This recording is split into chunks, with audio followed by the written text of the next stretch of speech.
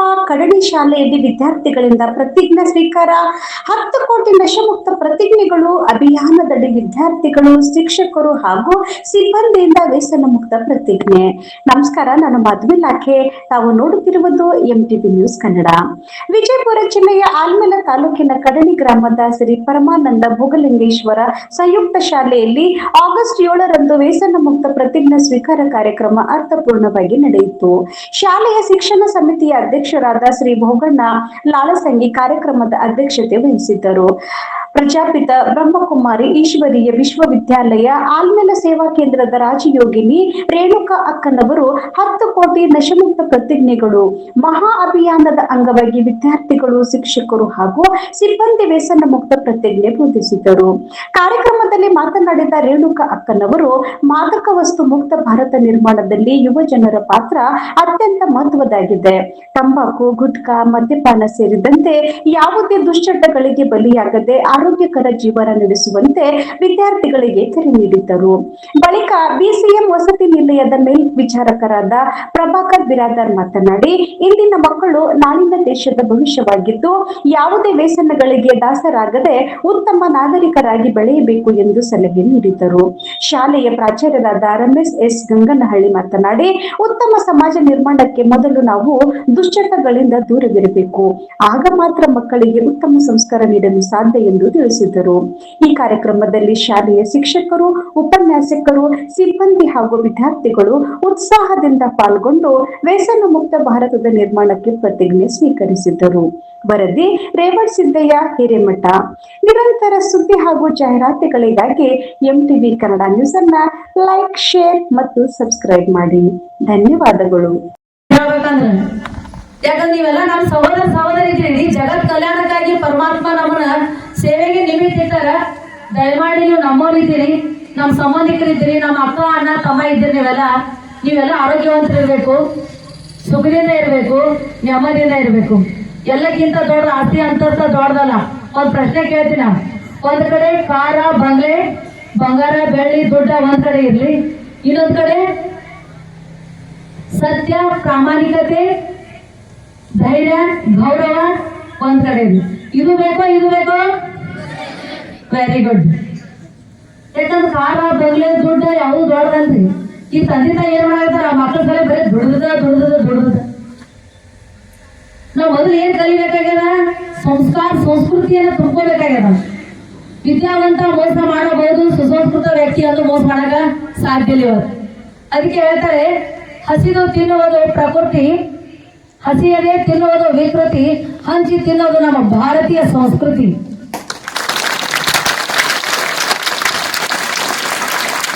ನಮ್ಮ ಭಾರತೀಯ ಸಂಸ್ಕೃತಿ ಏನದ ಅಂದ್ರ ಹಂಚ್ಕೊಂಡ್ ತಿನ್ನೋದದ. ಬರೀ ತಿನ್ನೋ ಅಷ್ಟಲ್ಲ, ಜ್ಞಾನ ಹಂಚೋದು, ಗುಣ ಹಂಚೋದು, ಶಕ್ತಿ, ಪ್ರೀತಿ, ಗೌರವ ಇವನ್ನೆಲ್ಲಾನು ಹಂಚಬೇಕು. ನಮ್ಮ ಭಗವಂತ ನಾವೇನು ಕೊಡ್ತೀವಿ ಅದು ನಮ್ಮ ರಿಟರ್ನ್ ಅದು ಸಿಗ್ತದೆ. ಅದಕ್ಕೆ ನಾವೇನ ಭೂಮಿ ಬೀಜ ಬಿತ್ತೀವಿ ಅದೇ ನಮ್ಮ ರಿಟರ್ನ್ ಕೊಡ್ತದೆ. ನಾವು ಸಮಾಜಕ್ಕೆ ಏನ್ ಕೊಡ್ತೀವಿ ಅದು ನಮಗೆ ರಿಟರ್ನ್ ಸಿಗ್ತದೆ. ಅದು ಸಮಾಜ ನಮಗೆ ಏನ್ ಕೊಡ್ತು ಅಂತ ನಾವು ವಿಚಾರ ಮಾಡಬಾರ್ದು. ಸಮಾಜಕ್ಕಾಗಿ ನಾನು ಏನು ಕೊಟ್ಟೆ ಅದು ಬಹಳ ಮಹತ್ವದ. ನಾವು ಬಂದೀವಂದ್ರೆ ಈ ಭೂಮಿ ಮೇಲೆ ಬರುದು ಹೋಗುದು ದೊಡ್ಡದಲ್ಲ, ಬಂದು ಹೋಗುವ ಮಧ್ಯದಲ್ಲಿ ಒಂದು ಇಂಥ ಕರ್ಮ ಮಾಡ್ಬೇಕಲ್ಲ. ನಾವು ಆಪಸ್ತೆ ಜಾಯೇ ಜಗತ್ ರೋಯೇ. ನಾವು ನಕ್ಕೋತ ಹೋಗ್ಬೇಕು ಮ್ಯಾಲ, ಜಗತ್ ನಮ್ಮ ನೋಡಿ ಹತ್ತಿರಬೇಕು. ಯಾಕ ಇನ್ನೊಂದು ದಿವಸ ಇರ್ಬೇಕಾಗಿತ್ತು, ಈ ವ್ಯಕ್ತಿ ಸಮಾಜ ಇವರಿಂದ ಉದ್ಧಾರ ಆಗಿತ್ತು. ಅಂಥ ಕರ್ಮ ನಾವು ಮಾಡ್ಬೇಕು ಈ ಭೂಮಿ ಮೇಲೆ. ಅಂತ ಶ್ರೇಷ್ಠ ಕರ್ಮ ಮಾಡ್ಬೇಕು. ನೋಡುದು ಕರ್ಮ, ಕೇಳುದು ಕರ್ಮ, ಮಾತನಾಡುದು ಕರ್ಮ, ಕೂಡುದು ಕರ್ಮ, ಇವೆಲ್ಲ ಕರ್ಮದೊಳಗೆ ಬರ್ತಾವ.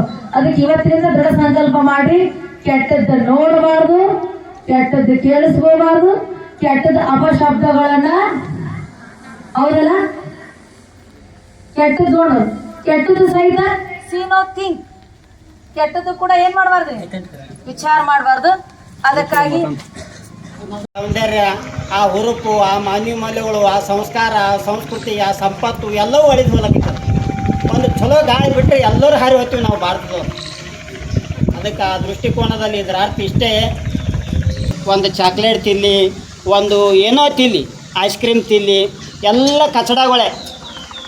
ಪಕ್ಕಾ ಜೋಳದ ರೊಟ್ಟಿ ಬಿಟ್ಟಿವಿ, ಕಚಡ ಕೈಯಾಗಿ ಹಿಡ್ದೀವಿ.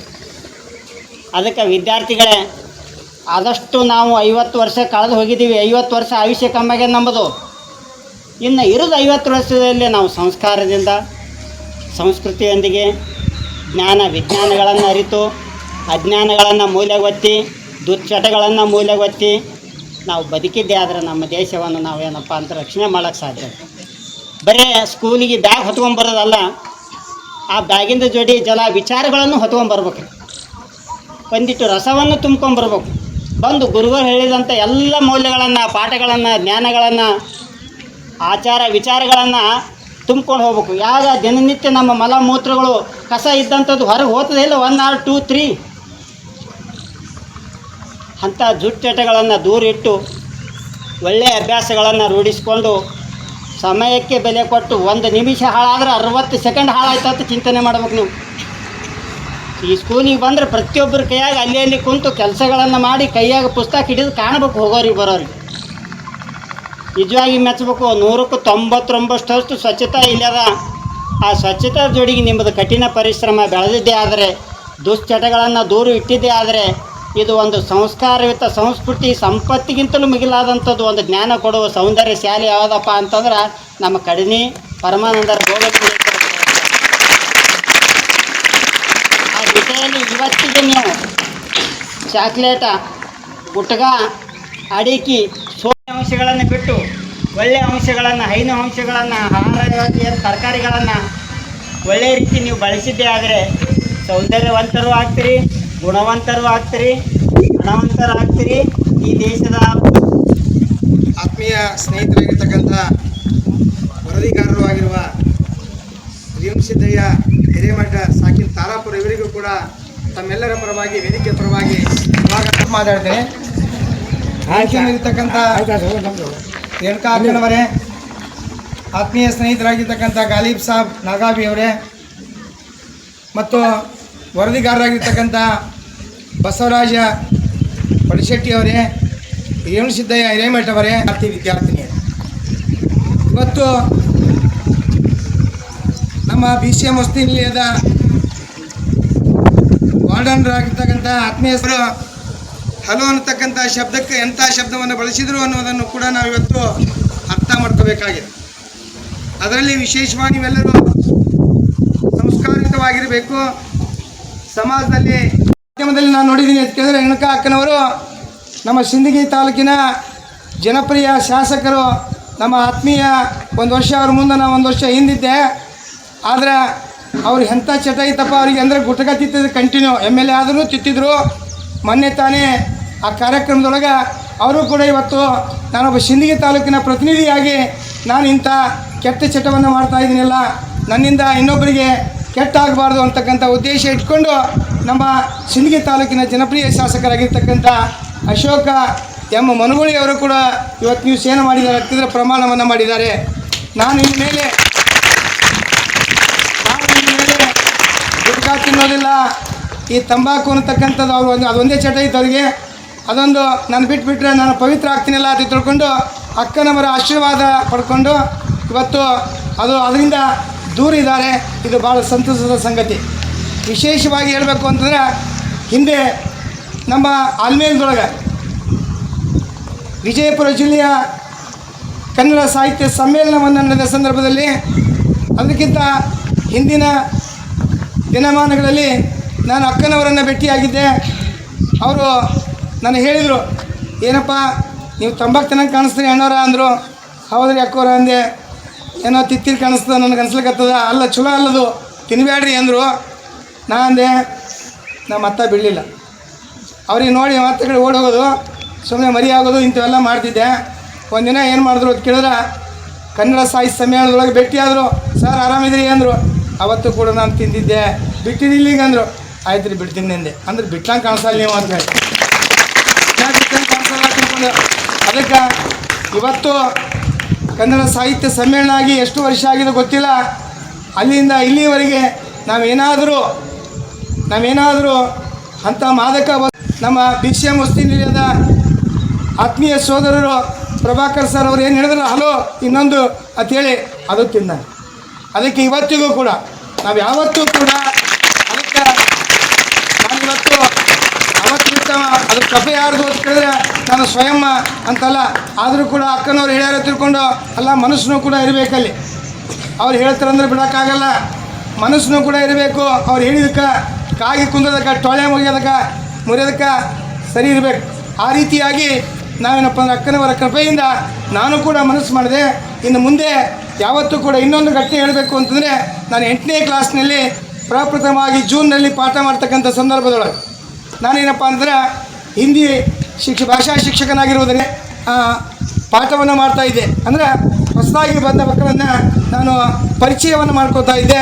ಮತ್ತು ಪರಿಚಯ ಮಾಡಿಕೊಳ್ಳೋದು ಅಲ್ಲದೆ ಮಕ್ಕಳಿಗೆ ಹೇಳಿದೆ, ನೋಡಿ ನೀವು आप सभी क्या करना चाहिए, आदत से दूर रहना चाहिए, कोई बुरी आदत नहीं रहना ಅಂಥೇಳಿ ಮಕ್ಕಳಿಗೆ ಹೇಳ್ತಾ ಇದ್ದೆ. ಒಬ್ಬ ಮುಸ್ಲಿಂ ವಿದ್ಯಾರ್ಥಿನಿ ಕೂತಿದ್ರು ಮುಂದೆ. सर आप आदत करें तो चलता है, हमें नहीं करना क्या करके उन्होंने पूछा मुझे. ಅಂದ್ರೆ ನೀವು ಮಾಡಿದ್ರೆ ನಡೀತದ, ಆದ್ರೆ ನಾವು ಮಾಡಬಾರ್ದು ಎಂದು ಅನ್ನುವಂಥ ಪ್ರಶ್ನೆಯನ್ನು ಮಾಡಿದರು. ಯಾಕಂತಂದ್ರೆ ಅವಾಗ ನಾನು ಇನ್ನೂ ಚಟದಲ್ಲಿ ಇದ್ದೆ, ಅರ್ಥ ಮಾಡ್ಕೋಬೇಕು. ಅವತ್ತು ಆಕೆನೂ ಕೂಡ ನನಗೆ ಗುರುವಾಗಿ ಅವತ್ತೂ ಕೂಡ ನಾನು ಏನು ಮಾಡಿದೆ ಅಂತಾರೆ, ಆಕೆ ತಲೆ ಮೇಲೆ ಕೈ ಇಟ್ಟು ಬಿಟ್ಟವರು ಇವತ್ತಿಗೂ ಕೂಡ ಅಂಥ ಸನಿಯೂ ಕೂಡ ಹೋಗಿಲ್ಲ. ಅದಕ್ಕಾಗಿ ದಯಮಾಡಿ ನಮ್ಮ ಮೇಡಮರ ಒಂದು ಭಾಳ ಒಳ್ಳೆಯ ಮಾತನ್ನು ಹೇಳಿದರು, ಸಿಬ್ಬಂದಿ ಅನ್ನತಕ್ಕಂಥ ಮಾತನ್ನು ಹೇಳಿದರು. ಸಿಬ್ಬಂದಿಯವರು ಕೂಡ as the teacher so is the ನೋಡಿ ಹೆಂಗೆ ಶಿಕ್ಷಕರು ಇರ್ತಾರೆ ಹಂಗೇನಪ್ಪ ಅಂತಂದ್ರೆ ಮಕ್ಕಳು ಇರ್ತಾರೆ. ಹೆಂಗೆ ಶಿಕ್ಷಕರಿರ್ತಾರೆ ಮಕ್ಕಳಿಗೆ ಹಂಗೆ ಇರ್ತಾರೆ. ಮಕ್ಕಳು ಶಿಕ್ಷಕರ ದಾರಿಯನ್ನೇ ತುಳಿತಿರ್ತಾರೆ.